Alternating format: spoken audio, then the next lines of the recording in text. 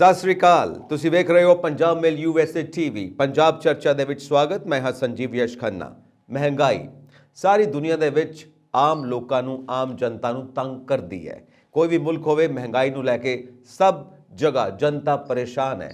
ਖਾਣ ਪੀਣ ਦੀਆਂ ਚੀਜ਼ਾਂ ਮਹਿੰਗੀਆਂ ਹੋ ਗਈਆਂ ਤੇ ਦੂਜੀਆਂ ਚੀਜ਼ਾਂ ਵੀ, ਜ਼ਰੂਰੀ ਚੀਜ਼ਾਂ ਵੀ ਮਹਿੰਗੀਆਂ ਹੋ ਗਈਆਂ ਕਿਉਂਕਿ ਟੈਕਸ ਹੋ ਗਿਆ, ਮਹਿੰਗਾਈ ਵੱਧਦੀ ਪਈ ਹੈ।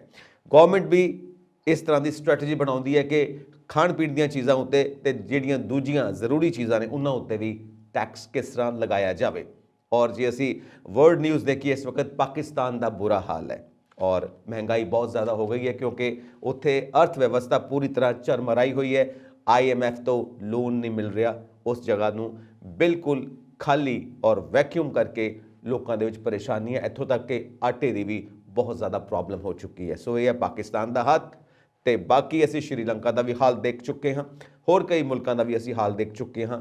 ਕੋਵਿਡ ਤੋਂ ਬਾਅਦ ਜੋ ਸਾਰਾ ਸੀਨ ਬਣਦਾ ਪਿਆ ਹਰ ਮੁਲਕ ਦੇ ਵਿੱਚ, ਪਰ ਅਸੀਂ ਅੱਜ ਭਾਰਤ ਦੀ ਗੱਲ ਕਰਨ ਜਾ ਰਹੇ ਹਾਂ, ਪੰਜਾਬ ਦੀ ਗੱਲ ਕਰਨ ਜਾ ਰਹੇ ਹਾਂ। ਤਾਂ ਮੈਂ ਗੱਲ ਕੀਤੀ ਹੈ ਦੋ ਤਰ੍ਹਾਂ ਦੀਆਂ ਚੀਜ਼ਾਂ ਨੇ, ਇੱਕ ਖਾਣ ਪੀਣ ਦੀਆਂ ਚੀਜ਼ਾਂ, ਇੱਕ ਉਹ ਚੀਜ਼ਾਂ ਜਿਹੜੀਆਂ ਖਾਣ ਪੀਣ ਦੀਆਂ ਨਹੀਂ। ਸੋ ਇਹ ਦੋਵਾਂ ਚੀਜ਼ਾਂ ਦੇ ਵਿੱਚ ਟੈਕਸਿਸ ਦਾ ਕੀ ਹਾਲ ਹੈ। ਇੱਕ ਚੀਜ਼ ਮੈਂ ਹੋਰ ਐਡ ਅਪ ਕਰਾਂਗਾ, ਅਮਰੀਕਾ ਦੇ ਵਿੱਚ ਵੀ ਮਹਿੰਗਾਈ ਬਹੁਤ ਜ਼ਿਆਦਾ ਹੈ ਔਰ ਲੋਕ ਉੱਥੇ ਵੀ ਕਾਫੀ ਕੁਝ ਸੋਚ ਵਿਚਾਰ ਕਰਨ ਤੇ ਮਜਬੂਰ ਹੋ ਗਏ ਨੇ ਔਰ ਕਈ ਲੋਕ ਨਾਲ ਦੇ ਦੇਸ਼ਾਂ ਦੇ ਵਿੱਚ ਜਾ ਕੇ ਸੈਟਲ ਹੋਣ ਦੀ ਵੀ ਯੋਜਨਾ ਬਣਾਉਂਦੇ ਨੇ ਔਰ ਕਈ ਸ਼ਿਫਟ ਵੀ ਹੋ ਰਹੇ ਨੇ।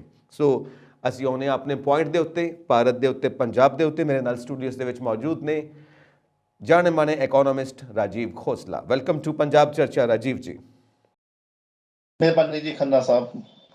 ਸੋ 1 ਅਪ੍ਰੈਲ ਤੋਂ ਬਜਟ ਜਿਹੜਾ ਨਵਾਂ ਪੇਸ਼ ਹੋਇਆ ਉਹ ਲਾਗੂ ਹੋ ਚੁੱਕਾ ਹੈ। ਸੋ ਉਸ ਦੀ ਰੋਸ਼ਨੀ ਦੇ ਵਿੱਚ ਅਸੀਂ ਜਾਣਨਾ ਚਾਹਾਂਗੇ ਕਿ ਜਿਹੜੀਆਂ ਖਾਣ ਪੀਣ ਦੀਆਂ ਚੀਜ਼ਾਂ ਨੇ ਉਹ ਕਿੱਥੇ ਖੜੀਆਂ ਨੇ ਮਹਿੰਗਾਈ ਦੇ ਮਾਮਲੇ ਦੇ ਵਿੱਚ, ਤੇ ਜਿਹੜੀਆਂ ਖਾਣ ਪੀਣ ਦੀਆਂ ਚੀਜ਼ਾਂ ਨਹੀਂ ਹੈਗੀਆਂ ਉਹ ਕਿੱਥੇ ਖੜੀਆਂ ਨੇ ਮਹਿੰਗਾਈ ਦੇ ਮਾਮਲੇ ਦੇ ਵਿੱਚ। ਜੀ ਰਾਜੀਵ ਜੀ।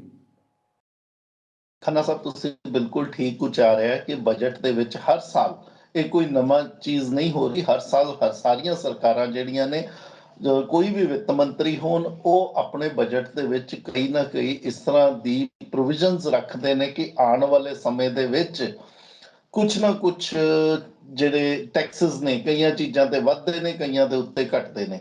ਨਾਰਮਲੀ ਇਹ ਦੇਖਿਆ ਜਾਂਦਾ ਕਿ ਇਹ ਵੱਧਦੇ ਨੇ ਔਰ ਇਹ ਜਿਹੜਾ ਵਾਧਾ ਹੁੰਦਾ ਇਹ 1 ਅਪ੍ਰੈਲ ਤੋਂ ਹੁੰਦਾ। ਤਾਂ ਅਸੀਂ ਅੱਜ ਇਹਨੂੰ ਜਦੋਂ ਰਿਕਾਰਡ ਕਰ ਰਹੇ ਹਾਂ 2 ਅਪ੍ਰੈਲ ਨੂੰ, ਤਾਂ ਇਹ ਚੀਜ਼ਾਂ ਕੱਲ ਤੋਂ ਯਾਨੀ ਕਿ 1 ਅਪ੍ਰੈਲ 2023 ਤੋਂ ਲਾਗੂ ਹੋ ਗਈਆਂ ਨੇ। ਜਿਹੜੀਆਂ ਤਜਵੀਜ਼ਾਂ ਵਿੱਤ ਮੰਤਰੀ ਨੇ ਆਪਣਾ ਬਜਟ 1 ਫਰਵਰੀ ਨੂੰ ਪੇਸ਼ ਕਰਦੇ ਹੋਏ ਰੱਖੀਆਂ ਸਨ, ਉਹਦੇ ਚ ਆਪਾਂ ਜੇ ਦੇਖੀਏ ਕਿ ਕਿਹੜੀਆਂ ਚੀਜ਼ਾਂ ਦੇ ਉੱਤੇ ਮਹਿੰਗਾਈ ਵਧਣ ਵਾਲੀ ਹੈ ਆਮ ਜਨਤਾ ਲਈ, ਤਾਂ ਸਭ ਤੋਂ ਪਹਿਲਾਂ ਉਹਦੇ ਉੱਤੇ ਆਉਂਦੀਆਂ ਨੇ, ਕਿਉਂਕਿ ਇਹ ਬਜਟ ਤੋਂ ਇਲਾਵਾ ਵੀ ਹੋਈਆਂ ਨੇ, ਪਿਛਲੇ ਕੁਝ ਦਿਨਾਂ ਦੇ ਵਿੱਚ ਵੀ ਇਦਾਂ ਦੀਆਂ ਤਜਵੀਜ਼ਾਂ ਰੱਖੀਆਂ ਗਈਆਂ ਨੇ ਜਿਹੜੀਆਂ ਬਜਟ ਤੋਂ ਬਾਹਰ ਵੀ ਰੱਖੀਆਂ ਗਈਆਂ, ਲੇਕਿਨ ਉਹ ਸਾਰੀਆਂ ਚੀਜ਼ਾਂ ਜਿਹੜੀਆਂ ਨੇ ਆਮ ਜਨਤਾ ਨੂੰ ਜ਼ਰੂਰ ਕਿਤੇ ਨਾ ਕਿਤੇ ਅਫੈਕਟ ਕਰਦੀਆਂ ਨੇ। ਆਪਾਂ ਹੁਣ ਪਹਿਲਾਂ ਇਹਨੂੰ ਕ੍ਰਮਵਾਰ ਲੈਂਦੇ ਹਾਂ ਵੀ ਕਿਹੜੀਆਂ ਚੀਜ਼ਾਂ ਨੇ। ਸਭ ਤੋਂ ਪਹਿਲਾਂ ਆਉਂਦਾ ਜੀ ਟੋਲ ਟੈਕਸਾਂ ਤੋਂ ਮਹਿੰਗਾਈ। ਜਿਹੜੇ ਟੋਲ ਟੈਕਸਾਂ ਦੀ ਮਹਿੰਗਾਈ ਹੈ, ਉਹ ਜਿੰਨੇ ਵੀ ਨੈਸ਼ਨਲ ਹਾਈਵੇਜ਼ ਨੇ, 49 ਨੈਸ਼ਨਲ ਹਾਈਵੇ ਨੇ, ਬਾਕੀ ਸਟੇਟ ਦੇ ਹਾਈਵੇਜ਼ ਨੇ, 49 ਨੈਸ਼ਨਲ ਹਾਈਵੇਜ਼ ਜਿਹੜੇ NHAI national highway authority of India ਦੇ ਅੰਡਰ ਆਉਂਦੇ ਨੇ, ਇਹਨਾਂ ਦੇ ਉੱਤੇ 10% ਤੋਂ ਲੈ ਕੇ 18% ਤੱਕ ਦੇ ਟੋਲ ਟੈਕਸ ਦੇ ਰੇਟ ਵਧ ਗਏ ਨੇ। ਜਿੱਦਾਂ ਮੁੰਬਈ ਪੁਣੇ ਹਾਈਵੇ ਦੇ ਉੱਤੇ 18% ਦਾ ਟੋਲ ਟੈਕਸ ਜਿਹੜਾ ਹੋਰ ਵੱਧ ਗਿਆ। ਇਸੇ ਤਰੀਕੇ ਨਾਲ ਦਿੱਲੀ ਨੋਇਡਾ ਹਾਈਵੇ ਔਰ ਇਸੇ ਤਰੀਕੇ ਦੇ ਨਾਲ ਬਾਕੀ ਸਾਰੇ ਹਿੰਦੁਸਤਾਨ ਦੇ ਵਿੱਚ ਅਲੱਗ-ਅਲੱਗ ਨੈਸ਼ਨਲ ਹਾਈਵੇਜ਼ ਦੇ ਉੱਤੇ ਟੈਕਸ ਵਧੇ ਨੇ। ਦੂਸਰੀ ਮਹਿੰਗਾਈ ਦਾ ਕਾਰਕ ਹੈਗਾ ਫਾਰਮਾ, ਜਿਹੜੀਆਂ ਦਵਾਈਆਂ ਨੇ। ਜਿਹੜੀ ਨੈਸ਼ਨਲ ਫਾਰਮੇਸੀ ਪ੍ਰਾਈਸਿੰਗ ਅਥਾਰਟੀ ਹੈ, ਉਹਨੇ ਜਿਹੜੀਆਂ ਕੰਪਨੀਜ਼ ਨੇ ਜਿਹੜੀਆਂ ਮੈਨੂਫੈਕਚਰਿੰਗ ਕਰਦੀਆਂ ਨੇ ਦਵਾਈਆਂ ਦੀਆਂ, ਉਹਨਾਂ ਨੂੰ ਅਲਾਉ ਕੀਤਾ ਕਿ ਉਹ 12% ਤੱਕ ਰੇਟ ਵਧਾ ਸਕਦੀਆਂ। ਹੁਣ ਇਹਦੇ ਵਿੱਚ ਕੁਝ ਤਾਂ ਜੈਨਰਿਕ ਦਵਾਈਆਂ ਨੇ ਤੇ ਕੁਝ ਫਾਰਮੂਲੇਸ਼ਨਸ ਨੇ, ਕੁਝ ਫਾਰਮੂਲੇਸ਼ਨ ਇਦਾਂ ਦੇ ਇਨਪੁਟਸ ਨੇ ਜਿਨ੍ਹਾਂ ਦੇ ਉੱਤੇ ਰੇਟ ਵੱਧ ਸਕਦਾ ਔਰ ਤਕਰੀਬਨ 1400 ਚੀਜ਼ਾਂ ਨੇ ਦਵਾਈਆਂ ਨੇ ਜਿਨ੍ਹਾਂ ਦੇ ਉੱਤੇ ਰੇਟ ਵਧਣ ਵਾਲੇ ਆ ਅਪ ਟੂ 12%। ਇਹਦੇ ਵਿੱਚ ਜਿਹੜੀਆਂ ਨੇ ਆਮ ਜਿਹੜੀਆਂ ਪੇਨ ਕਿਲਰਸ ਅਸੀਂ ਲੈਂਦੇ ਆ, ਸਿਰ ਦਰਦ ਦੀ, ਪੇਟ ਦਰਦ ਦੀ, ਇਹ ਦਵਾਈਆਂ ਜਿਹੜੀਆਂ ਨੇ ਇਹਨਾਂ ਦੇ ਰੇਟ ਵਧੇ ਆ। ਇਸ ਤੋਂ ਇਲਾਵਾ ਐਂਟੀ ਜਿਹੜੀਆਂ ਬਾਇਓਟਿਕਸ ਨੇ ਔਰ ਐਂਟੀ ਇਨਫੈਕਸ਼ਨ ਵਾਲੀਆਂ ਦਵਾਈਆਂ ਨੇ ਉਹਦੇ ਰੇਟ ਵਧਣ ਲੱਗੇ ਆ। ਤੀਸਰਾ ਜਿਹੜਾ ਹਿਰਦੇ ਦੇ ਰੋਗਾਂ ਦੇ ਨਾਲ, ਜਿਹੜੀਆਂ ਹਾਰਟ ਡਿਜ਼ੀਜ਼ ਦੇ ਨਾਲ ਰਿਲੇਟਡ ਦਵਾਈਆਂ ਨੇ, ਉਹਨਾਂ ਦੇ ਰੇਟ ਵਧਣ ਲੱਗੇ ਆ। ਤੀਸਰੀ ਮਹਿੰਗਾਈ ਜਿਹੜੀ ਆਉਂਦੀ ਹੈ ਇਸ ਲੀਗ ਦੇ ਵਿੱਚ, ਔਰ ਮੈਂ ਇਹ ਜਿੱਦਾਂ ਤੁਸੀਂ ਉਚਾਰਿਆ ਕਿ ਨਾਨ ਫੂਡ ਇਨਫਲੇਸ਼ਨ ਦੀ ਗੱਲ ਕਰ ਰਿਹਾ, ਮੈਂ ਫੂਡ ਇਨਫਲੇਸ਼ਨ ਦੀ ਗੱਲ ਤੇ ਹਜੇ ਨਹੀਂ ਆਇਆ, ਨਾਨ ਫੂਡ ਇਨਫਲੇਸ਼ਨ ਦੀ ਆਪਾਂ ਗੱਲ ਕਰ ਰਹੇ ਹਾਂ। ਜਿਹੜੀ ਤੀਸਰੀ ਮਹਿੰਗਾਈ ਹੈ ਉਹ ਬਿਜਲੀ ਦੀ ਮਹਿੰਗਾਈ ਹੈ। ਕੋਲ ਇੰਡੀਆ ਕਹਿੰਦੀ ਹੈ ਕਿ ਪਿਛਲੇ 4 ਤੋਂ 5 ਸਾਲ ਦੇ ਦੌਰਾਨ ਉਹਨੇ ਕੋਲੇ ਦੇ ਰੇਟ ਨਹੀਂ ਵਧਾਏ ਹੈ। ਹੁਣ ਜੇ ਪਿਛਲੇ 4 ਸਾਲਾਂ ਦੇ ਵਿੱਚ ਕੋਲੇ ਦੇ ਰੇਟ ਨਹੀਂ ਵਧੇ ਹੈ, ਕੋਲ ਇੰਡੀਆ ਕੋਲੇ ਦੇ ਰੇਟ ਜਿਹੜੇ ਆ ਉਹ ਵਧਾਉਣ ਲੱਗੀ ਹੈ।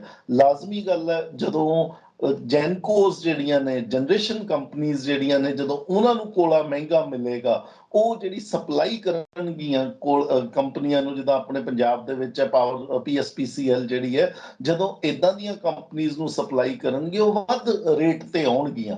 ਤਾਂ ਵੱਧ ਰੇਟ ਦਾ ਮਤਲਬ ਹੈ ਭਾਵੇਂ ਪੰਜਾਬ ਸਰਕਾਰ ਨੇ 300 ਯੂਨਿਟ ਲੋਕਾਂ ਨੂੰ ਫ੍ਰੀ ਕੀਤੇ ਹੋਏ ਨੇ, ਲੇਕਿਨ 301ਵਾਂ ਯੂਨਿਟ ਜਿਹੜਾ ਹੋਏਗਾ ਉਹਦੇ ਰੇਟ ਵਧਣਗੇ। ਅਸੀਂ ਪਿਛਲੇ ਕੁਝ ਦਿਨਾਂ ਦੇ ਵਿੱਚ ਹੀ ਦੇਖਿਆ ਵੀ ਇੰਡਸਟਰੀ ਸੈਕਟਰ ਜਿਹੜਾ ਸਨਅਤੀ ਖੇਤਰ ਵਾਸਤੇ ਜਿਹੜੀ ਪੰਜਾਬ ਸਰਕਾਰ ਨੇ ਇਹਨੇ 50 ਪੈਸੇ ਪਰ ਯੂਨਿਟ ਦੇ ਹਿਸਾਬ ਦੇ ਨਾਲ ਰੇਟ ਵਧਾਏ ਨੇ, ਜੋ ਕਿ 60 ਪੈਸੇ ਤੱਕ ਟੈਕਸ ਲਾ ਕੇ ਪਹੁੰਚ ਜਾਣਗੇ, ਜਿਹਦਾ ਭਾਰ ਪਏਗਾ ਇੰਡਸਟਰੀ ਦੇ ਉੱਤੇ ਲਗਭਗ 2000 ਕਰੋੜ ਦਾ। ਤਾਂ ਇਹ ਅਲਟੀਮੇਟਲੀ ਜਾਂ ਤਾਂ ਇੰਡਸਟਰੀ ਪੰਜਾਬ ਚੋਂ ਦੌੜੇਗੀ ਜਾਂ ਇੰਡਸਟਰੀ ਵਾਲੇ ਲੋਕਾਂ ਦੇ ਉੱਤੇ ਇਸ ਟੈਕਸ ਨੂੰ ਤਬਦੀਲ ਕਰਨਗੇ। ਲੋਕ ਇਸ ਮਾਰ ਤੋਂ ਬਚ ਨਹੀਂ ਸਕਦੇ। ਚੌਥੀ ਜਿਹੜੀ ਇਸ ਤੋਂ ਇਲਾਵਾ ਮਹਿੰਗਾਈ ਦੀ ਜਿਹੜੀ ਮਾਰ ਪੈਣੀ ਹੈ ਉਹ ਹੈ 5G ਦੀ। ਜਿਸ ਤਰੀਕੇ ਦੇ ਨਾਲ 5G ਏਅਰਟੈਲ, ਜੀਓ ਜਾਂ ਵੋਡਾਫੋਨ ਜਿਹੜੀਆਂ ਵੱਡੀਆਂ ਕੰਪਨੀਆਂ ਨੇ, ਇਹਨਾਂ ਨੇ ਪਿਛਲੇ ਦਿਨਾਂ ਦੇ ਵਿੱਚ ਰੇਟ ਵਧਾਏ ਨੇ ਆਪਣੇ ਜਿਹੜੇ ਸਭ ਤੋਂ ਛੋਟੇ ਪੈਕਸ ਦੇ, ਕਿਉਂਕਿ ਹਜੇ 5G ਜਿਹੜਾ ਇੰਟਰਨੈਟ ਹੈ ਉਹਦੇ ਤੇ ਤਾਂ ਉਹ ਜ਼ਿਆਦਾ ਪੈਸੇ ਨਹੀਂ ਲੈ ਰਹੇ, ਲੇਕਿਨ ਜਿਹੜੀਆਂ ਛੋਟੇ ਪੈਕਸ ਦੇ ਰਹੇ ਸੀ, ਜੋ ਆਮ ਆਦਮੀ 60 ਰੁਪਏ ਦਾ ਖਰੀਦਦਾ ਸੀ, ਉਹਦੇ ਰੇਟ ਵਧਾਤੇ 70 ਰੁਪਏ ਦਾ, 100 ਰੁਪਏ ਦਾ ਜਿਹੜਾ ਖਰੀਦਦਾ ਸੀ ਉਹਦੇ ਲਗਭਗ ਰੇਟ ਜਿਹੜੇ ਆ ਡਬਲ ਕਰਤੇ ਹੈ, ਕਿਉਂਕਿ ਉਹਨਾਂ ਨੇ 5G ਲਈ ਲੋਕਾਂ ਨੂੰ ਅਟਰੈਕਟ ਕਰਨਾ। ਫਿਰ ਇੱਕ ਮਹਿੰਗਾਈ ਜਿਹੜੀ, ਇੱਕ ਕਾਰਕ ਜਿਹੜਾ ਬਣਦਾ ਮਹਿੰਗਾਈ ਦਾ ਨਾਨ ਫੂਡ ਦੇ ਵਿੱਚ, ਉਹ ਬਣਦਾ ਕੱਪੜਿਆਂ ਦੀ ਮਹਿੰਗਾਈ, ਕੱਪੜਿਆਂ ਤੇ ਜੁੱਤੀਆਂ ਦੀ ਮਹਿੰਗਾਈ। ਕਾਟਨ ਦੇ ਰੇਟ ਪਿਛਲੇ ਦਿਨਾਂ ਦੇ ਵਿੱਚ ਵਧੇ ਹੈ, ਤਾਂ ਜਦੋਂ ਹੁਣ ਸੂਤੀ ਕੱਪੜਾ ਜਿਹੜਾ ਹੋਏਗਾ ਉਹਦੀ ਮਹਿੰਗਾਈ ਹੋਰ ਵਧਣ ਵਾਲੀ ਹੈ, ਲੋਕਾਂ ਨੂੰ ਤੰਗ ਕਰੇਗੀ। ਇਹ ਉਹ ਕਾਰਕ ਨੇ ਜਿਹੜੇ ਨਾਨ ਫੂਡ ਇਨਫਲੇਸ਼ਨ ਦੇ ਵਿੱਚ ਆਉਂਦੇ ਨੇ। ਤੇ ਜਿਹੜੀ ਇਹ ਖਾਣ ਪੀਣ ਦੀਆਂ ਚੀਜ਼ਾਂ ਨੇ, ਕਿਉਂਕਿ ਉਹ ਵੀ ਤਾਂ ਅਸੀਂ ਕੰਸੀਡਰ ਕਰਨੀਆਂ ਹੀ ਨੇ ਕਿ ਉਹ ਕਿੰਨੀਆਂ ਕੁ ਮਹਿੰਗੀਆਂ ਹੋ ਗਈਆਂ ਨੇ। ਜੀ ਰਾਜੀਵ ਜੀ। ਉਹਦੇ ਵਿੱਚ ਸਭ ਤੋਂ ਉੱਤੇ ਆਉਂਦੀ ਹੈ ਜੀ ਦੁੱਧ ਦੀ ਮਹਿੰਗਾਈ। ਅਮੂਲ ਨੇ ਪਰ ਕੱਲ ਦੀ ਖਬਰ ਹੈ ਜੀ, ਕੱਲ ਗੁਜਰਾਤ ਸੂਬੇ ਦੇ ਵਿੱਚ ਅਮੂਲ ਨੇ 2 ਰੁਪਏ ਪ੍ਰਤੀ ਲੀਟਰ ਦੇ ਨਾਲ ਦੁੱਧ ਦੇ ਰੇਟ ਵਧਾਏ ਨੇ। ਹਾਲਾਂਕਿ ਉੱਥੇ ਇਲੈਕਸ਼ਨਾਂ ਕਾਰਨ ਦੁੱਧ ਦੇ ਰੇਟ ਨਹੀਂ ਵਧੇ ਸਨ, ਪਰ ਉਹਨਾਂ ਨੇ ਹੁਣ ਉਹ ਕਮੀ ਜਿਹੜੀ ਹੈ ਪੂਰੀ ਕਰ ਲਈ ਹੈ। ਅਦਰਵਾਈਜ਼ ਪੂਰੇ ਹਿੰਦੁਸਤਾਨ 'ਚ ਫਰਵਰੀ ਦੇ ਵਿੱਚ ਦੁੱਧ ਦੇ ਰੇਟ ਵਧੇ ਸਨ। ਤਾਂ ਇਹ ਜਿਹੜੀ ਮਹਿੰਗਾਈ ਹੈ, ਹੋ ਸਕਦਾ ਹੋਰ ਅੱਗੇ ਆ ਜਾਵੇ। ਇਹ 1 ਅਪ੍ਰੈਲ ਦੇ ਨਾਲ ਤਾਂ ਇਹਦਾ ਲੈਣਾ ਦੇਣਾ ਨਹੀਂ ਹੈਗਾ ਬਹੁਤਾ, 1 ਅਪ੍ਰੈਲ ਦੀ ਤਾਂ ਨਾਨ ਫੂਡ ਦੀ ਇਨਫਲੇਸ਼ਨ ਸੀ, ਲੇਕਿਨ ਆਮ ਜਨਤਾ ਨੂੰ ਇਹ ਮਹਿੰਗਾਈ ਜ਼ਰੂਰ ਆਉਣ ਵਾਲੇ ਟਾਈਮ ਦੇ ਵਿੱਚ ਤੰਗ ਕਰੇਗੀ। ਜਿਹੜਾ ਜਾਨਵਰਾਂ ਨੂੰ ਇੱਕ ਲੰਪੀ ਸਕਿਨ ਡਿਜ਼ੀਜ਼ ਦਾ ਪ੍ਰੋਬਲਮ ਆਈ ਹੈ ਉਹਦੇ ਨਾਲ, ਔਰ ਜਿਹੜੇ ਚਾਰੇ ਦੇ ਰੇਟ ਵੱਧ ਗਏ ਨੇ 20% ਦੇ ਨਾਲ, ਚਾਰੇ ਦੇ ਰੇਟ ਵੱਧ ਗਏ ਹੈ, ਜਿਹਦੇ ਕਰਕੇ ਕੰਪਨੀਆਂ ਜਿਹੜੀਆਂ ਨੇ, ਮਦਰ ਡੇਅਰੀ ਹੋ ਗਈ, ਅਮੂਲ ਹੋ ਗਈ, ਵੇਰਕਾ ਹੋ ਗਈ, ਵੀਟਾ ਹੋ ਗਈ, ਇਹਨਾਂ ਨੂੰ ਰੇਟ ਵਧਾਉਣੇ ਪੈ ਰਹੇ ਹੈ, ਔਰ ਇਹ ਰੇਟ ਵਧਾ ਰਹੇ ਔਰ ਆਮ ਆਦਮੀ ਉਸ ਦਾ ਭੁਗਤਾਨ ਕਰਦਾ ਹੈ। ਦੂਸਰੀ ਜਿਹੜੀ ਮਹਿੰਗਾਈ ਆਉਣ ਵਾਲੀ ਹੈ, ਉਹ ਸਾਨੂੰ ਏਦਾਂ ਲੱਗਦਾ ਵੀ ਕਣਕਾਂ ਦੇ ਵਿੱਚੋਂ ਵੀ ਮਹਿੰਗਾਈ ਨਿਕਲ ਕੇ ਆ ਸਕਦੀ ਹੈ, ਕਿਉਂਕਿ ਜਿਹੜੀਆਂ ਜਿਸ ਤਰੀਕੇ ਦੇ ਨਾਲ ਅਨਸੀਜ਼ਨਲ ਰੇਨਸ ਹੋਈਆਂ ਨੇ, ਬੇਮੌਸਮੀ ਬਾਰਿਸ਼ਾਂ ਜਿਹੜੀਆਂ ਹੋਈਆਂ ਨੇ, ਇਹਦੇ ਨਾਲ ਨਾ ਸਿਰਫ ਪ੍ਰੋਡਕਸ਼ਨ ਘਟੀ ਹੈ, ਸਰਕਾਰ ਨੂੰ ਵੀ ਉਹਨੇ ਕੰਪੈਲ ਕੀਤਾ ਕੁਝ ਆਲਟਰਨੇਟ ਮੈਜਰਸ ਲਵੇ। ਸਰਕਾਰ ਨੇ ਹੁਣ ਕੀ ਕਿਹਾ ਵੀ ਅਸੀਂ ਜਿਹੜੀ ਕਣਕ 12% ਦੇ ਮੋਇਸਚਰ ਤੇ ਫੂਡ ਕਾਰਪੋਰੇਸ਼ਨ ਆਫ ਇੰਡੀਆ ਚੱਕਦੀ ਹੈ, ਹੁਣ ਈਵਨ 15% ਜਿਹਦੇ ਵਿੱਚ ਮੋਇਸਚਰ ਹੋਏਗਾ, ਸਰਕਾਰ ਉਹਦੇ ਵਾਸਤੇ ਵੀ ਤਿਆਰ ਹੋ ਗਈ ਹੈ ਉਹ ਕਣਕ ਚੱਕਣ ਨੂੰ ਵੀ, ਕਿਉਂਕਿ ਸਰਕਾਰ ਨੂੰ ਨਜ਼ਰ ਆ ਰਿਹਾ ਸਰਕਾਰ ਦੇ ਫੂਡ ਸਟਾਕਸ ਜਿਹੜੇ ਹੈ ਨਹੀਂ ਤਾਂ ਭਰਨਗੇ ਨਹੀਂ। ਜੇ ਫੂਡ ਸਟਾਕ ਨਹੀਂ ਭਰਦਾ ਤਾਂ ਜਿਹੜਾ ਸਰਕਾਰ ਦਾ MSP ਹੈ ਜੋ 2125 ਰੁਪਏ ਰੱਖਿਆ ਹੋਇਆ ਸਰਕਾਰ ਨੇ, ਉਸ ਰੇਟ ਦੇ ਉੱਤੇ ਸਰਕਾਰ ਦੇ ਕੋਲ ਕਣਕ ਨਹੀਂ ਆਏਗੀ। ਉਹ ਕਣਕ ਜਿਹੜਾ ਪ੍ਰਾਈਵੇਟ ਪਾਰਟੀਆਂ ਚੱਕ ਕੇ ਲੈ ਜਾਣਗੀਆਂ ਤੇ ਸਰਕਾਰ ਦੇ ਫੂਡ ਸਟਾਕਸ ਨਹੀਂ ਭਰਨਗੇ। ਜੇ ਸਰਕਾਰ ਦੇ ਫੂਡ ਸਟਾਕਸ ਨਹੀਂ ਹੋਣਗੇ ਤਾਂ ਜਦੋਂ ਮਹਿੰਗਾਈ ਵਧੇਗੀ, ਜਦੋਂ ਕਣਕਾਂ ਦੇ ਰੇਟ ਵਧਣਗੇ, ਆਮ ਲੋਕਾਂ ਨੂੰ ਸਰਕਾਰ ਕਿਸੇ ਤਰੀਕੇ ਦੀ ਰਾਹਤ ਨਹੀਂ ਦੇ ਸਕਦੀ। ਇਹਦੇ ਨਾਲ ਹੀ ਇੱਕ ਜੁੜਦੀ ਹੋਰ ਵੀ ਮਹਿੰਗਾਈ ਹੈ, ਉਹ ਹੈ ਵੀ ਐਲ ਨੀਨੋ ਦਾ ਖਤਰਾ ਜਿਹੜਾ ਹੈ ਐਤਕੀ ਆਸਟ੍ਰੇਲੀਆ ਨੇ ਦੱਸਤਾ ਹੈ। ਆਸਟ੍ਰੇਲੀਆ ਦਾ ਜਿਹੜਾ ਵੈਦਰ ਰਿਪੋਰਟ ਆਈ ਹੈ, ਉੱਥੇ ਦਾ ਜਿਹੜਾ ਮੌਸਮ ਵਿਭਾਗ ਹੈ, ਉਹਨਾਂ ਨੇ ਕਿਹਾ ਵੀ ਐਤਕੀ 50% ਚਾਂਸ ਹੈ ਕਿ ਜਿਹੜੀ ਬਰਸਾਤਾਂ ਨੇ, ਜਿਹੜਾ ਮੌਨਸੂਨ ਹੈ ਉਹ ਪ੍ਰੋਪਰ ਨਹੀਂ ਰਹੇਗਾ। ਜੇ ਮੌਨਸੂਨ ਪ੍ਰੋਪਰ ਨਹੀਂ ਰਹਿੰਦਾ ਤਾਂ ਇੱਥੋਂ ਤਾਂ ਕਣਕ ਦੀ ਜਿਹੜੀ ਕਣਕਾਂ ਦੀ ਜਿਹੜੀ ਮਹਿੰਗਾਈ ਹੈ ਜਾਂ ਕਣਕਾਂ ਦੀ ਸਪਲਾਈ ਹੈ ਉਹ ਅਫੈਕਟ ਹੋਣੀ ਹੈ, ਲੇਕਿਨ ਆਉਣ ਵਾਲੇ ਟਾਈਮ ਦੇ ਵਿੱਚ ਚੌਲਾਂ ਦੀ, ਦਾਲਾਂ ਦੀ ਸਪਲਾਈ ਵੀ ਅਫੈਕਟ ਹੋ ਸਕਦੀ ਹੈ। ਇਸ ਦੇ ਨਾਲ ਹੀ ਜਿਹੜੀ ਅਗਲੀ ਮਹਿੰਗਾਈ ਆਉਂਦੀ ਹੈ, ਆਖਰੀ ਜਿਹੜੀ ਮੈਨੂੰ ਲੱਗਦਾ ਵੀ ਮਹਿੰਗਾਈ ਦੇ ਵਿੱਚ ਯੋਗਦਾਨ ਪਾਏਗਾ ਜਿਹੜਾ ਕਾਰਕ, ਉਹ ਹੈਗੀ ਹੈ ਜੀ ਖਾਣੇ ਦੇ ਤੇਲਾਂ ਦੀ ਮਹਿੰਗਾਈ। ਮੈਂ ਹਜੇ ਪੈਟਰੋਲ, ਡੀਜ਼ਲ ਤੇ ਗੈਸ ਨੂੰ ਛੱਡ ਰਿਹਾ, ਲੇਕਿਨ ਖਾਣੇ ਦੇ ਤੇਲਾਂ ਦੀ ਮਹਿੰਗਾਈ ਜਿਹੜੀ ਹੈ ਉਹ ਇੱਕ ਹੋਰ ਕਾਰਕ ਬਣੇਗਾ। ਉਹਦਾ ਕਾਰਨ ਇਹ ਹੈ ਕਿਉਂਕਿ ਇੰਡੋਨੇਸ਼ੀਆ ਦੇ ਵਿੱਚੋਂ ਦੀ ਅਸੀਂ ਪਾਮ ਆਇਲ ਲੈਂਦੇ ਹਾਂ। ਰਮਜ਼ਾਨ ਦਾ ਮਹੀਨਾ ਹੋਣ ਕਰਕੇ ਉੱਥੇ 22 ਮਾਰਚ ਤੋਂ ਲੈ ਕੇ 20 ਅਪ੍ਰੈਲ ਤੱਕ ਉਹਨਾਂ ਨੇ ਲਿਖਤੀ ਦੇ ਵਿੱਚ ਦੇ ਦਿੱਤਾ ਵੀ ਅਸੀਂ ਪਾਮ ਆਇਲ ਜਿਹੜਾ ਹੈ ਅਸੀਂ ਐਕਸਪੋਰਟ ਨਹੀਂ ਕਰ ਸਕਾਂਗੇ, ਕਿਉਂਕਿ ਉੱਥੇ ਲੋਕ ਜਿਹੜੇ ਉੱਥੇ ਯੂਜ਼ ਕਰਦੇ ਨੇ ਇਹਨੂੰ, ਲੇਬਰ ਜਿਹੜੀ ਹੈ ਨਹੀਂ ਮਿਲਦੀ ਹੈ। ਤਾਂ ਇਸ ਕਰਕੇ ਹਿੰਦੁਸਤਾਨ ਨੂੰ ਇਹਦੀ ਪਾਮ ਆਇਲ ਦੀ ਜਿਹੜੀ ਸਪਲਾਈ ਹੈ ਉਹ ਘਟ ਜਾਏਗੀ, ਜਿਹਦੇ ਕਰਕੇ ਹੋ ਸਕਦਾ ਵੀ ਖਾਣੇ ਦੇ ਤੇਲਾਂ ਦੇ ਰੇਟ ਵੀ ਲੋਕਾਂ ਨੂੰ ਤੰਗ ਕਰਨ। ਜੀ, ਇਹ ਤਾਂ ਹੋ ਗਈਆਂ ਇਹ ਸਾਰੀਆਂ ਗੱਲਾਂ। ਹੁਣ ਦੇਖੋ ਨਾ, ਕਿਉਂਕਿ ਸਾਡੇ ਕੋਲ ਵਕਤ ਵੀ ਉਨਾ ਕੀ ਹੁੰਦਾ ਹੈ ਰਾਜੀਵ ਜੀ, ਇਸ ਕਰਕੇ ਅਸੀਂ ਹਰ ਚੀਜ਼ ਨੂੰ ਮਿਨੀਮਾਈਜ਼ ਕਰਦੇ ਹਾਂ, ਕਿਉਂਕਿ ਬਜਟ ਤੇ ਬਹੁਤ ਲੰਮਾ ਚੌੜਾ ਹੈ ਔਰ ਉਹਦੀ ਡਿਸਕਸ਼ਨ ਵਾਸਤੇ ਵੀ ਬਹੁਤ ਲੰਮਾ ਚੌੜਾ ਸਮਾਂ ਚਾਹੀਦਾ ਹੈ। ਸੋ ਟਾਈਮ ਸਾਡੇ ਕੋਲ ਲਿਮਿਟਿਡ ਹੋਣ ਕਰਕੇ ਅਸੀਂ ਉਸੇ ਤਰ੍ਹਾਂ ਹੀ ਚੱਲਦੇ ਹਾਂ। ਸੋ ਇੱਕ ਚੀਜ਼ ਹੈ ਕਿ ਗਵਰਨਮੈਂਟ ਕਹਿੰਦੀ ਹੈ ਕਿ ਮਹਿੰਗਾਈ ਨਹੀਂ ਵਧੀ, ਤੇ ਲੋਕੀ ਕਹਿੰਦੇ ਨੇ ਮਹਿੰਗਾਈ ਵੱਧ ਗਈ ਹੈ, ਕਈ ਵਾਰ ਕਹਿੰਦੇ ਨੇ ਮਹਿੰਗਾਈ ਨਹੀਂ ਵਧੀ, ਲੋਕਾਂ ਦੀ ਪਰਚੇਜ਼ਿੰਗ ਪਾਵਰ ਘਟ ਗਈ ਹੈ, ਇਸ ਕਰਕੇ ਮਹਿੰਗਾਈ ਵਧੀ ਹੋਈ ਦਿਖਾਈ ਦਿੰਦੀ ਹੈ। ਸੋ ਇਹ ਤਮਾਮ ਤਰ੍ਹਾਂ ਦੀਆਂ ਕੰਪਲੀਕੇਸ਼ਨਸ ਨੇ। ਕਈ ਵਾਰ ਕਹਿੰਦੇ ਨੇ ਕਿ ਡਾਲਰ ज़्यादा ਮਜ਼ਬੂਤ ਹੋਇਆ ਹੈ, ਪੈਸਾ ਥੱਲੇ ਨਹੀਂ ਆਇਆ ਹੈ, ਪੈਸਾ ਉੱਥੇ ਹੀ ਖੜਾ ਹੈ, ਡਾਲਰ ਉੱਪਰ ਚਲਾ ਗਿਆ ਹੈ, ਇਸ ਕਰਕੇ ਪੈਸਾ ਸਾਡਾ ਕਰੰਸੀ ਜਿਹੜੀ ਹੈ ਇੰਡੀਆ ਦੀ ਉਹ ਲੱਗਦੀ ਹੈ ਕਿ ਕਮਜ਼ੋਰ ਹੋ ਗਈ ਹੈ। ਇਹ ਤਮਾਮ ਕੰਪਲੀਕੇਸ਼ਨਸ ਨੇ। ਗੱਲ ਨੂੰ ਕਿੱਦਾਂ ਵੀ ਘੁਮਾ ਸਕਦੇ ਹਾਂ ਆਪਾਂ, ਆਮ ਲੋਕਾਂ ਨੂੰ ਇਹਦੇ ਨਾਲ ਕੋਈ ਬਹੁਤਾ ਫਰਕ ਨਹੀਂ ਪੈਂਦਾ। ਆਮ ਲੋਕ ਕਹਿੰਦੇ ਨੇ ਕਿ ਗਵਰਨਮੈਂਟ ਨੇ ਆਪਣੀ ਗੱਲ ਕਰਨੀ ਹੈ, ਅਸੀਂ ਆਪਣੀ ਗੱਲ ਕਰਨੀ ਹੈ, ਕਿ ਸਾਨੂੰ ਮਹਿੰਗਾਈ ਦੀ ਮਾਰ ਪੈਂਦੀ ਪਈ ਹੈ। ਸੋ ਸਿੰਪਲ ਗੱਲ ਇਹ ਹੈ ਕਿ ਇਸ ਮਹਿੰਗਾਈ ਕਰਕੇ ਜੋ ਲੋਕਾਂ ਦੇ ਜੀਵਨ ਦੇ ਉੱਤੇ ਅਸਰ ਪੈ ਰਿਹਾ ਉਹ ਕੀ ਹੈ, ਔਰ ਲੋਕ ਇਹਨੂੰ ਕਿੱਥੋਂ ਤੱਕ ਫੀਲ ਕਰਦੇ ਪਏ ਨੇ, ਐਕਚੁਅਲ ਪਿਕਚਰ ਕੀ ਬਣਦੀ ਪਈ ਹੈ ਆਮ ਲੋਕਾਂ ਦੇ ਜੀਵਨ ਦੀ, ਪਬਲਿਕ ਦੇ ਜੀਵਨ ਦੀ। ਰਾਜੀਵ ਜੀ, ਦੇਖੋ ਜੀ, ਮੈਂ ਜੇ ਤੁਹਾਡਾ ਸਵਾਲ ਜਿਹੜਾ ਸਹੀ ਤਰੀਕੇ ਨਾਲ ਸਮਝਿਆ ਤਾਂ ਖੰਨਾ ਸਾਹਿਬ, ਆਪਾਂ ਦੋ ਪ੍ਰਸ਼ਨਾਂ ਦੇ ਉੱਤੇ ਗੱਲ ਕਰ ਰਹੇ ਹਾਂ। ਪਹਿਲਾ ਪ੍ਰਸ਼ਨ ਹੈ ਵੀ ਲੋਕਾਂ ਨੂੰ ਤਾਂ ਮਹਿੰਗਾਈ ਦੀ ਮਾਰ ਜ਼ਿਆਦਾ ਲੱਗਦੀ ਹੈ, ਜਦਕਿ ਸਰਕਾਰ ਦੇ ਜਿਹੜੇ ਅੰਕੜੇ ਨੇ ਉਹ ਜਿਹੜੀ ਰਜਿਸਟਰ ਕਰਦੇ ਆ ਮਹਿੰਗਾਈ ਉਨੀ ਨਹੀਂ ਸ਼ੋ ਕਰਦੇ। ਵੀ ਸਰਕਾਰ ਕਹਿੰਦੀ ਹੈ ਮਹਿੰਗਾਈ ਤਾਂ ਗਿਰ ਰਹੀ ਹੈ, ਆਮ ਜਨਤਾ ਕਹਿੰਦੀ ਤਾਂ ਤਰਾਈ ਤਰਾਈ ਕਰਦੇ ਫਿਰਦੇ ਆ ਮਹਿੰਗਾਈ ਦੇ ਨਾਲ। ਤਾਂ ਮੈਨੂੰ ਲੱਗਦਾ ਵੀ ਇਸ ਡਾਇਰੈਕਸ਼ਨ ਦੇ ਵਿੱਚ ਇਹ ਸਵਾਲ ਜਾ ਰਿਹਾ, ਤਾਂ ਮੈਂ ਇਹਦਾ ਜਵਾਬ ਵੀ ਉਸੇ ਡਾਇਰੈਕਸ਼ਨ ਦੇ ਵਿੱਚ ਦੇਣ ਦੀ ਕੋਸ਼ਿਸ਼ ਕਰਾਂਗਾ। ਮਹਿੰਗਾਈ ਦੇ ਦੇਖੋ ਜੀ, ਜਿਹੜੇ ਮਹਿੰਗਾਈ ਹੈ, ਜਦੋਂ ਅਸੀਂ ਇਨਫਲੇਸ਼ਨ ਦੀ ਗੱਲ ਕਰਦੇ ਹਾਂ, ਇਨਫਲੇਸ਼ਨ ਦੀਆਂ ਕਈ ਡਾਇਮੈਂਸ਼ਨਸ ਆਉਂਦੀਆਂ।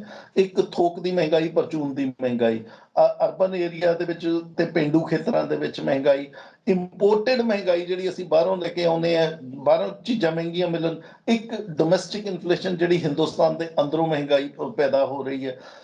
ਵਿਦਨ ਦਾ ਸਟੇਟਸ ਆਲਸੋ, ਖੰਨਾ ਸਾਹਿਬ, ਜਿਹੜੇ ਸਾਡੇ ਸੂਬੇ ਆ, ਹੋ ਸਕਦਾ ਜੰਮੂ ਕਸ਼ਮੀਰ ਦੇ ਵਿੱਚ ਮਹਿੰਗਾਈ ਘੱਟ ਹੋਵੇ, ਪੰਜਾਬ ਦੇ ਵਿੱਚ ਵੱਧ ਹੋਵੇ, ਮੇਘਾਲਿਆ 'ਚ ਘੱਟ ਹੋਵੇ, ਮਣੀਪੁਰ ਦੇ ਵਿੱਚ ਵੱਧ ਹੋਵੇ। ਵਿਦਨ ਦਾ ਸਟੇਟਸ ਔਰ ਨੈਸ਼ਨਲ ਲੈਵਲ ਵੀ ਮਹਿੰਗਾਈ ਜਿਹੜੀ ਹੈ ਡਿਫਰੈਂਟ ਹੁੰਦੀ ਹੈ। ਸੋ ਇਸੇ ਤਰੀਕੇ ਦੇ ਨਾਲ ਖਾਣੇ ਦੀਆਂ ਚੀਜ਼ਾਂ ਦੀ ਮਹਿੰਗਾਈ ਅਲੱਗ, ਬਗੈਰ ਖਾਣੇ ਵਾਲੀਆਂ ਚੀਜ਼ਾਂ ਦੀ ਮਹਿੰਗਾਈ ਅਲੱਗ ਹੁੰਦੀ ਹੈ। ਸੋ ਦੇਰ ਆਰ ਡਿਫਰੈਂਟ ਰੀਜ਼ਨਸ। ਇਸੇ ਦਾ ਕਾਰਨ ਹੈ ਕਿਉਂਕਿ ਜਦੋਂ ਸਰਕਾਰ ਇਹਨਾਂ ਸਾਰੀਆਂ ਨੂੰ ਐਵਰੇਜ ਕਰਦੀ ਹੈ, ਸਰਕਾਰ ਦੀ ਮਹਿੰਗਾਈ ਤਾਂ ਉਹ ਸ਼ੋ ਹੋਏਗੀ। ਹੁਣ ਸਰਕਾਰ ਨੇ ਤਾਂ 28 ਦੇ 28 ਸੂਬੇ ਜਿਹੜੇ ਨੇ ਉਹਨਾਂ ਦੀ ਮਹਿੰਗਾਈ ਚੱਕਣੀ ਹੈ ਕੇਂਦਰ ਸਰਕਾਰ ਨੇ। ਉਹਦੇ 'ਚ ਕਿਸੇ ਸੂਬੇ ਦੀ ਮਹਿੰਗਾਈ ਜ਼ਿਆਦਾ ਆ ਸਕਦੀ ਹੈ, ਕਿਸੇ ਸੂਬੇ ਦੀ ਮਹਿੰਗਾਈ ਘੱਟ ਆ ਸਕਦੀ। ਉਹਨੇ ਤਾਂ ਟੋਟਲ ਦੱਸਣਾ ਵੀ ਟੋਟਲ ਮਹਿੰਗਾਈ ਜਿਹੜੀ ਹੈ ਇੰਨੀ ਹੈ। ਲੇਕਿਨ ਜਿਹੜਾ ਆਮ ਬੰਦਾ ਉਹਨੂੰ ਤਾਂ ਹਰ ਚੀਜ਼ ਯੂਜ਼ ਕਰਨੀ ਹੈ। ਉਹਨੇ ਹਿਮਾਚਲ ਦਾ ਸੇਬ ਵੀ ਯੂਜ਼ ਕਰਨਾ, ਉਹਨੇ ਹਿਮਾਚਲ ਦੇ ਮਟਰ ਵੀ ਲੈਣੇ ਆ, ਉਹਨੇ ਕਣਕਾਂ ਪੰਜਾਬ ਤੋਂ ਵੀ ਚੱਕਣੀਆਂ ਨੇ, ਉਹਨੇ ਝੋਨਾ ਜਿਹੜਾ ਬੰਗਾਲ ਦੇ ਵਿੱਚੋਂ ਜਿਹੜਾ ਆਇਆ ਉਹ ਵੀ ਲੈਣਾ। ਸੋ ਆਮ ਲੋਕਾਂ ਦੇ ਲਈ ਮਸਾਲੇ, ਦਾਲਾਂ, ਫਰੂਟ, ਸਬਜ਼ੀਆਂ, ਸਾਰੀਆਂ ਚੀਜ਼ਾਂ ਜਿਹੜੀਆਂ ਨੇ ਚੱਕਣੀਆਂ, ਉਹਦੇ ਲਈ ਤਾਂ ਮਹਿੰਗਾਈ ਦੀ ਬਾਸਕਟ ਜਿਹੜੀ ਹੈ ਉਹਦੇ ਹਿਸਾਬ ਦੇ ਨਾਲ ਹੀ ਬਣਦੀ ਹੈ, ਉਹਦੇ ਲਈ ਨਹੀਂ ਇਹ ਫਰਕ ਪੈਂਦਾ। ਸੋ ਇਹ ਠੀਕ ਹੈ ਵੀ ਸਰਕਾਰ ਦੀਆਂ ਜਿਹੜੀਆਂ ਜਦੋਂ ਅਸੀਂ ਇਸ ਚੀਜ਼ ਨੂੰ ਰਜਿਸਟਰ ਕਰਦੇ ਮਹਿੰਗਾਈ ਨੂੰ ਅਲੱਗ-ਅਲੱਗ ਤਰੀਕੇ ਦੇ ਨਾਲ, ਉਹ ਉਹ ਘੱਟ ਨਜ਼ਰ ਆਉਂਦੀ, ਲੇਕਿਨ ਆਮ ਲੋਕਾਂ ਨੂੰ ਇਹਦੀਆਂ ਜਿਹੜੀ ਰੇਟ ਹੈ ਉਹ ਜ਼ਿਆਦਾ ਨਜ਼ਰ ਆਉਂਦੇ ਹੈ। ਇੱਕ ਛੋਟੇ ਜਿਹੇ ਉਦਾਹਰਨ ਦਿੰਦਾ ਜੀ, ਫੂਡ ਜਿਹੜਾ ਹੈਗਾ, ਫੂਡ ਦੀ ਬਾਸਕਟ ਜਿਹੜੀ ਹੈ ਪਿੰਡਾਂ ਦੇ ਵਿੱਚ ਲੋਕਾਂ ਦੇ ਲਈ, ਫੂਡ ਦਾ ਜਿਹੜਾ ਵੇਟੇਜ ਹੈ, ਸਰਕਾਰ ਜਿਹੜਾ ਵੇਟ ਬਣਾਉਂਦੀ ਹੈ 45% ਦਾ ਰੱਖਦੀ ਹੈ। ਸ਼ਹਿਰਾਂ ਦੇ ਵਿੱਚ ਇਹ ਘੱਟ ਹੈ, ਔਰ ਨਾ ਪਿੰਡਾਂ ਦੇ ਵਿੱਚ 55% ਦਾ ਰੱਖਦੀ ਹੈ, ਸ਼ਹਿਰਾਂ ਦੇ ਵਿੱਚ 37-38% ਤੇ ਰੱਖਦੀ ਹੈ, ਔਰ ਓਵਰਆਲ ਜਿਹੜਾ ਫੂਡ ਦਾ ਵੇਟੇਜ ਹੈ ਉਹ 45% ਦੀ ਰਹਿੰਦੀ ਹੈ। ਇਦਾਂ ਹੀ ਮਿਨਰਲਸ ਜਿਹੜੀਆਂ ਹੋਣਗੀਆਂ, ਇਦਾਂ ਹੀ ਕੋਲਾ ਜਿਹੜਾ ਹੋਏਗਾ, ਬੱਚਿਆਂ ਦੀਆਂ ਟਿਊਸ਼ਨਾਂ, ਦਵਾਈਆਂ, ਮਹਿਕਮੇ ਜਿਹੜੇ ਕਿਰਾਏ ਮਕਾਨਾਂ ਦੇ, ਦੁਕਾਨਾਂ ਦੇ, ਇਹ ਅਲੱਗ-ਅਲੱਗ ਫੈਕਟਰਸ ਨੇ। ਇਹ ਸਾਰੇ ਫੈਕਟਰਸ ਜਦੋਂ ਕੰਸੋਲੀਡੇਟ ਹੁੰਦੇ ਇੱਕ ਜਗ੍ਹਾ ਤੇ ਤਾਂ ਸਰਕਾਰ ਦੀ ਮਹਿੰਗਾਈ ਨਿਕਲਦੀ ਹੈ। ਲੇਕਿਨ ਇਹ ਬਿਲਕੁਲ ਠੀਕ ਹੈ ਵੀ ਆਮ ਲੋਕਾਂ ਨੂੰ ਮਹਿੰਗਾਈ ਦੇ ਨਾਲ ਇਹਦਾ ਸਰੋਕਾਰ ਘੱਟ ਰਹਿੰਦਾ, ਪਹਿਲੀ ਚੀਜ਼। ਦੂਸਰਾ, ਤੁਸੀਂ ਖੰਨਾ ਸਾਹਿਬ ਪੁੱਛਿਆ ਵੀ ਇਹ ਆਮ ਜਨਤਾ ਨੂੰ ਕਿੱਦਾਂ ਅਫੈਕਟ ਕਰਦੀ ਹੈ ਮਹਿੰਗਾਈ। ਬਿਲਕੁਲ ਆਮ ਜਨਤਾ, ਅਸੀਂ ਇਸ ਚੀਜ਼ ਨੂੰ ਨਹੀਂ ਸਮਝਦੇ। ਆਮ ਜਨਤਾ ਸੋਚਦੀ ਹੈ ਵੀ ਇਹ ਤਾਂ ਸਿੰਪਲ ਅੰਕੜੇ ਨੇ, ਸਰਕਾਰ ਦਾ ਕੰਮ ਹੈ ਅੰਕੜੇ ਦੇ, ਨਾ ਮੈਨੂੰ ਕੀ ਫਰਕ ਪੈਣਾ। ਜਦ ਕਿ ਅਸਲੀਅਤ ਇਹ ਹੈ ਵੀ ਮਹਿੰਗਾਈ ਬਹੁਤ ਵੱਡੇ ਤਰੀਕੇ ਦੇ ਨਾਲ, ਜਾਂ ਹੋਰ ਵੀ ਜਿਹੜੇ ਅਰਥਚਾਰੇ ਦੇ ਕਾਰਕ ਨੇ, ਉਹ ਸਾਰੇ ਦੇ ਸਾਰੇ ਲੋਕਾਂ ਨੂੰ ਅਫੈਕਟ ਕਰਦੇ ਆ। ਹੁਣ ਮਹਿੰਗਾਈ ਦੇ ਨਾਲ ਹੁੰਦਾ ਕੀ ਹੈ, ਮਹਿੰਗਾਈ ਠੱਪਣ ਦੇ ਲਈ ਸਰਕਾਰਾਂ ਵਿਆਜ ਵਧਾਉਂਦੀਆਂ। ਹੁਣ ਜੋ ਅਸੀਂ ਦੇਖ ਰਹੇ ਹਾਂ ਇਸ ਵੇਲੇ, ਜਿਹੜਾ ਵਿਆਜ ਸਾਨੂੰ 4-5% ਤੇ ਮਿਲਦਾ ਸੀ, ਅੱਜ ਉਹ 7-8-9% ਤੱਕ ਵੀ ਬੈਂਕ ਸਾਨੂੰ ਵਿਆਜ ਦੇ ਰਹੇ ਹੈ। ਜਿਨ੍ਹਾਂ ਨੇ ਕਰਜ਼ਾ ਲੈਣਾ, ਲੇਕਿਨ ਉਹ ਲੋਕ ਇਸ ਵਧੀ ਹੋਈ ਮਹਿੰਗਾਈ, ਇਸ ਵਧੇ ਹੋਏ ਵਿਆਜ ਦੇ ਕਾਰਨ ਮਾਰੇ ਜਾਂਦੇ ਹੈ। ਤਾਂ ਇਹ ਪਹਿਲਾ ਇਹਦਾ, ਅਸੀਂ ਇਹ ਨਹੀਂ ਕਹਿ ਸਕਦੇ ਵੀ ਲੋਕਾਂ ਦੇ ਉੱਤੇ ਇਹਦਾ ਇਫੈਕਟ ਨਹੀਂ ਪੈਂਦਾ। ਦੂਜਾ ਇਫੈਕਟ ਮੈਂ ਤੁਹਾਨੂੰ ਸਮਝਾਉਣ ਦੀ ਕੋਸ਼ਿਸ਼ ਕਰਦਾ ਜੀ। ਦੂਸਰਾ ਜਿਹੜਾ ਇਫੈਕਟ ਹੈ, ਜਦੋਂ ਮਹਿੰਗਾਈ ਵੱਧਦੀ ਹੈ, ਸਰਕਾਰਾਂ, ਚਾਹੇ ਉਹ ਸੂਬੇ ਦੀ ਸਰਕਾਰ ਹੈ, ਚਾਹੇ ਉਹ ਕੇਂਦਰ ਦੀ ਸਰਕਾਰ ਹੈ, ਜਾਂ ਪ੍ਰਾਈਵੇਟ ਕੰਪਨੀਆਂ, ਜਿਨ੍ਹਾਂ ਨੇ ਨਿਵੇਸ਼ ਕਰਨਾ, ਉਹਨਾਂ ਨੂੰ ਕਰਜ਼ਾ ਵੱਧ ਰੇਟ ਤੇ ਮਿਲਦਾ। ਜਦੋਂ ਉਹਨਾਂ ਨੂੰ ਕਰਜ਼ਾ ਮਹਿੰਗੇ ਰੇਟ ਤੇ ਮਿਲੇਗਾ, ਉਹ ਬੁਨਿਆਦੀ ਅਰਥਚਾਰੇ ਦੇ ਲਈ, ਇਨਫਰਾਸਟ੍ਰਕਚਰ ਦੇ ਲਈ ਇਨਵੈਸਟਮੈਂਟ ਨਹੀਂ ਕਰਨਗੇ। ਅਸੀਂ ਦੇਖਿਆ ਪੰਜਾਬ ਦੇ ਮੁੱਖ ਮੰਤਰੀ ਇਨਵੈਸਟ ਇਨ ਪੰਜਾਬ ਦੀ ਗੱਲ ਕਰ ਰਹੇ ਨੇ, ਲੇਕਿਨ ਇਸ ਵੇਲੇ ਇਨਵੈਸਟਮੈਂਟ ਨਹੀਂ ਹੋ ਸਕਦੀ। ਕਿਹੜਾ ਇਸ ਵੇਲੇ ਦਾ ਬਿਜ਼ਨਸ ਹੈ ਜਿਹੜਾ ਹਿੰਦੁਸਤਾਨ ਦੇ ਵਿੱਚ ਜਾਂ ਕਿਸੇ ਪਾਸੇ ਵੀ ਐਡੇ ਜਦੋਂ ਵਧੇ ਹੋਏ ਵਿਆਜ ਹੈ ਤਾਂ ਇਨਵੈਸਟਮੈਂਟ ਕਰੇਗਾ? ਇਸ ਵੇਲੇ ਇਨਵੈਸਟਮੈਂਟ ਦਾ ਸਹੀ ਟਾਈਮ ਨਹੀਂ ਹੈ। ਇਸ ਵੇਲੇ ਤਾਂ ਜਿਹੜੀਆਂ ਤੁਹਾਡੀਆਂ ਪੁਰਾਣੀਆਂ ਇਨਵੈਸਟਮੈਂਟਾਂ, ਉਹਨਾਂ ਨੂੰ ਕੱਟੋ। ਬੈਂਕਾਂ ਜ਼ਿਆਦਾ ਵਿਆਜ ਦੇ ਰਹੀਆਂ, ਉਹਨਾਂ ਨੂੰ ਕੱਟਣ ਦਾ ਟਾਈਮ ਹੈ। ਤਾਂ ਜਦੋਂ ਤੁਹਾਡੇ ਕੋਲ ਵਿਆਜ ਵਧਿਆ ਹੋਇਆ, ਜਦੋਂ ਤੁਹਾਡੇ ਕੋਲ ਇਨਵੈਸਟਮੈਂਟ ਨਹੀਂ ਹੋਣੀ, ਨਾ ਸਰਕਾਰ ਵੱਲੋਂ ਨਾ ਪ੍ਰਾਈਵੇਟ ਖੇਤਰ ਵੱਲੋਂ, ਤੁਹਾਨੂੰ ਨੌਕਰੀਆਂ ਨਹੀਂ ਮਿਲ ਸਕਦੀਆਂ। ਜਦੋਂ ਤੁਹਾਨੂੰ ਨੌਕਰੀਆਂ ਨਹੀਂ ਮਿਲਣੀਆਂ, ਤੁਹਾਡੀਆਂ ਇਨਕਮਸ ਘਟਣਗੀਆਂ। ਜਦੋਂ ਇਨਕਮਸ ਘਟਣਗੀਆਂ ਤਾਂ ਜਿਹੜੀਆਂ ਕੰਪਨੀਆਂ ਨੇ, Hindustan Unilever, Procter Gamble, Godrej, Nestle, ਇਹ ਜਿਹੜੀਆਂ ਚੀਜ਼ਾਂ ਬਣਾਉਂਦੀਆਂ, ਉਹਨਾਂ ਦੇ ਰੇਟ ਹੋਰ ਵਧਾਉਣਗੇ। ਤਾਂ ਅਸੀਂ ਇਹ ਨਹੀਂ ਕਹਿ ਸਕਦੇ ਵੀ ਆਮ ਲੋਕ ਇਸ ਚੀਜ਼ ਚੋਂ ਬਚ ਜਾਣਗੇ। ਸਿੱਧੇ ਜਾਂ ਅਸਿੱਧੇ ਤੌਰ ਦੇ ਨਾਲ ਆਮ ਲੋਕ ਤਾਂ ਇਸ ਮਹਿੰਗਾਈ ਦੀ ਗਿਰਫਤ ਦੇ ਵਿੱਚ ਇੱਕ ਰੀਜ਼ਨ ਜਾਂ ਦੂਸਰੇ ਦੇ ਕਾਰਨ ਫਸਦੇ ਰਹਿਣਗੇ। ਜੀ ਰਾਜੀਵ ਜੀ, ਆਮ ਲੋਕ ਤਾਂ ਫਸਦੇ ਰਹਿਣਗੇ, ਸ਼ੁਰੂ ਤੋਂ ਹੀ ਫਸਦੇ ਰਹੇ ਨੇ, ਔਰ ਨਿਕਲਣਾ ਪਤਾ ਨਹੀਂ ਕਦੋਂ ਹੈ ਆਮ ਲੋਕਾਂ ਨੇ ਇਸ ਮਹਿੰਗਾਈ ਦੇ ਚੱਕਰ 'ਚੋਂ। ਅਗਲੀ ਗੱਲ ਆਪਾਂ ਕਰਦੇ ਹਾਂ ਕਿ ਜੇ ਆਪਾਂ ਪੰਜਾਬ ਨੂੰ ਦੂਜੀਆਂ ਸਟੇਟਸ ਦੇ ਨਾਲ ਕੰਪੈਰੀਜ਼ਨ ਕਰਕੇ ਦੇਖੀਏ, ਇੱਕ ਬਰੀਫ ਜਿਹਾ ਕੰਪੈਰੀਜ਼ਨ, ਉਹ ਕੀ ਹੈ, ਪੰਜਾਬ ਸਟੇਟ ਕਿੱਥੇ ਖੜੀ ਹੈ। ਤੇ ਦੂਜਾ ਆਪਾਂ ਪੁਆਇੰਟ ਇਹ ਲਵਾਂਗੇ, ਸੇਮ ਕੁਐਸਚਨ ਦੇ ਨਾਲ ਰਲਦਾ ਮਿਲਦਾ, ਕਿ ਸੈਂਟਰਲ ਗਵਰਨਮੈਂਟ ਵੀ ਕੋਸ਼ਿਸ਼ ਕਰ ਰਹੀ ਹੈ ਕਿ ਕਿਸ ਤਰ੍ਹਾਂ ਮਹਿੰਗਾਈ ਨੂੰ ਕਾਬੂ ਕੀਤਾ ਜਾਵੇ, ਤੇ ਪੰਜਾਬ ਗਵਰਨਮੈਂਟ ਵੀ ਕਾਬੂ ਕਰਨ ਦੀ ਕੋਸ਼ਿਸ਼ ਕਰ ਰਹੀ ਹੈ। ਸੋ ਦੋ ਪਾਰਟਸ ਨੇ ਇਸ ਸਵਾਲ ਦੇ। ਪਹਿਲਾ, ਇੱਕ ਬਰੀਫ ਜਿਹਾ ਸਾਨੂੰ ਦੱਸੋ ਕਿ ਪੰਜਾਬ ਕਿੱਥੇ ਖੜਾ ਹੈ in comparison with other states of India, ਔਰ ਦੂਸਰਾ, ਪੰਜਾਬ ਕਿੱਦਾਂ ਕੋਸ਼ਿਸ਼ ਕਰ ਰਿਹਾ, ਪੰਜਾਬ ਗਵਰਨਮੈਂਟ ਮਹਿੰਗਾਈ ਨੂੰ ਕਾਬੂ ਕਰਨ ਦੀ, ਤੇ ਇੰਡੀਅਨ ਗਵਰਨਮੈਂਟ ਕਿੱਦਾਂ ਕਾਬੂ ਕਰਨ ਦੀ ਕੋਸ਼ਿਸ਼ ਕਰ ਰਹੀ ਹੈ ਪੂਰੇ ਇੰਡੀਆ ਦੇ ਵਿੱਚ। ਜੀ ਰਾਜੀਵ ਜੀ। ਦੇਖੋ, ਜਿਹੜੀ ਤੁਸੀਂ ਸਵਾਲ ਪੁੱਛਿਆ ਹੈਗਾ ਵੀ ਪੰਜਾਬ ਕਿੱਥੇ ਖੜਾ, Punjab is one of the most indebted states in India. ਸਭ ਤੋਂ ਜ਼ਿਆਦਾ ਜਿਹਦੇ ਉੱਤੇ ਕਰਜ਼ਾ GDP, ਜਿੰਨਾ ਪੰਜਾਬ ਦੇ ਵਿੱਚ ਪੈਦਾਵਾਰ ਹੁੰਦੀ ਹੈ ਔਰ ਜਿੰਨਾ ਅਸੀਂ ਕਰਜ਼ਾ ਲੈਂਦੇ ਹਾਂ, ਦੋਨਾਂ ਦੀ ਰੇਸ਼ੋ ਜਿਹੜੀ ਹੈ, ਜਿਹਨੂੰ ਡੈਟ GSDP ਰੇਸ਼ੋ ਕਹਿੰਦੇ, ਕਰਜ਼ੇ ਤੇ ਪ੍ਰੋਡਕਸ਼ਨ ਦੀ ਜਿਹੜੀ ਰੇਸ਼ੋ ਹੈ, ਉਹ ਹਿੰਦੁਸਤਾਨ ਦੇ ਵਿੱਚ ਸਭ ਤੋਂ ਵੱਧ ਹੈ, 53% ਸੀ। ਐਤਕੀ ਜਿਹੜੀ ਗੱਲ ਕੀਤੀ ਹੈ ਵਿੱਤ ਮੰਤਰੀ ਜੀ ਨੇ, ਪੰਜਾਬ ਦੇ ਚੀਮਾ ਸਾਹਿਬ ਨੇ, ਉਹਨਾਂ ਨੇ ਕਿਹਾ ਵੀ ਅਸੀਂ 50% ਤੋਂ ਇਹਨੂੰ ਥੱਲੇ ਲੈ ਕੇ ਆਵਾਂਗੇ। ਤਾਂ ਪੰਜਾਬ ਲੇਕਿਨ ਜਦੋਂ ਅਸੀਂ ਮਹਿੰਗਾਈ ਦੇ ਨਾਲ ਇਸ ਨੂੰ ਜੋੜ ਕੇ ਦੇਖਦੇ ਹਾਂ ਖੰਨਾ ਸਾਹਿਬ, ਮੈਂ ਜਿਹੜੀ ਪਹਿਲਾਂ ਗੱਲ ਕੀਤੀ ਹੈ ਪਿਛਲੇ ਪ੍ਰਸ਼ਨ ਦੇ ਵਿੱਚ, ਮੈਂ ਉਹਨੂੰ ਲੈ ਕੇ ਆਉਣਾ ਚਾਹੁੰਦਾ ਔਰ ਦੁਹਰਾਉਣਾ ਚਾਹੁੰਦਾ ਹਾਂ ਕਿ ਜਦੋਂ ਸਾਨੂੰ ਕਰਜ਼ੇ ਮਹਿੰਗੇ ਰੇਟਾਂ ਤੇ ਮਿਲਦੇ ਹੈ, ਜਦੋਂ ਪੰਜਾਬ ਸਰਕਾਰ ਨੂੰ ਕਰਜ਼ਾ ਮਹਿੰਗੇ ਰੇਟ ਤੇ ਮਿਲੇਗਾ, ਪੰਜਾਬ ਸਰਕਾਰ ਜਿਹੜਾ ਕੈਪੀਟਲ ਐਕਸਪੈਂਡੀਚਰ ਉਹ ਨਹੀਂ ਕਰੇਗੀ। ਜਿਹੜਾ ਲੋਕਾਂ ਦੇ ਉੱਤੇ, ਜਿਹੜਾ ਬੁਨਿਆਦੀ ਅਰਥਚਾਰੇ ਦੇ ਉੱਤੇ, ਜਿਹੜਾ ਪਿੰਡਾਂ ਦੀ ਉਸਾਰੀ, ਪਿੰਡਾਂ ਦੇ ਵਿੱਚ ਉਸਾਰੀ ਦੇ ਲਈ ਖਰਚਾ ਹੋਣਾ ਚਾਹੀਦਾ ਸੀ, ਉਹਦੇ ਉੱਤੋਂ ਹੱਥ ਘੁੱਟ ਲਏਗੀ। ਸਾਡੇ ਕੋਲ ਡਾਟਾ ਪਿਆ, ਜਿਹੜਾ ਅੰਕੜਾ ਹੈ ਉਹ ਕਹਿੰਦਾ ਪਿਛਲੇ ਸਾਲ ਸਰਕਾਰ ਨੇ ਲਗਭਗ 10,800 ਕਰੋੜ ਰੁਪਈਆ, ਮੈਂ ਪੰਜਾਬ ਸਰਕਾਰ ਦੀ ਗੱਲ ਕਰ ਰਿਹਾ ਜੀ, 10,800 ਕਰੋੜ ਰੁਪਈਆ ਸਰਕਾਰ ਨੇ ਮਿੱਥਿਆ ਸੀ ਅਸੀਂ ਬੇਸਿਕ ਇਨਫਰਾਸਟ੍ਰਕਚਰ ਦੇ ਉੱਤੇ ਲਾਵਾਂਗੇ, ਬੁਨਿਆਦੀ ਅਰਥਚਾਰੇ ਦੇ ਲਈ ਲਾਵਾਂਗੇ। ਲੇਕਿਨ ਖਰਚਿਆ ਕਿੰਨਾ? 3,500 ਕਰੋੜ। ਤਕਰੀਬਨ ਫਰਵਰੀ ਤੱਕ ਇੰਨਾ ਕੁ ਪੈਸਾ ਸਰਕਾਰ ਨੇ ਲਾਇਆ। ਇਹ ਅੱਧਾ ਵੀ ਨਹੀਂ ਸਰਕਾਰ ਲਾ ਸਕੀ। ਕਾਰਨ ਕੀ ਹੈ? ਕਿਉਂਕਿ ਸਰਕਾਰਾਂ ਬਚਦੀਆਂ ਨੇ ਮਹਿੰਗੇ ਕਰਜ਼ੇ। ਹੁਣ ਕਰਜ਼ਾ ਲੈਣ ਤੋਂ ਬਚੇਗੀ। ਇਹ 5-4 ਹਜ਼ਾਰ ਕਰੋੜ ਰੁਪਈਆ ਤਾਂ ਸਰਕਾਰ ਨੇ ਕਰਜ਼ਾ ਬਚਾ ਲਿਆ, ਸਰਕਾਰ ਨੇ ਨਹੀਂ ਲਾਇਆ, ਕਿਉਂਕਿ ਸਰਕਾਰ ਨੂੰ ਪਤਾ ਹੈ ਵਿਆਜ ਜਿਹੜਾ ਹੈ ਵੱਧ ਦੇਣਾ ਪਏਗਾ।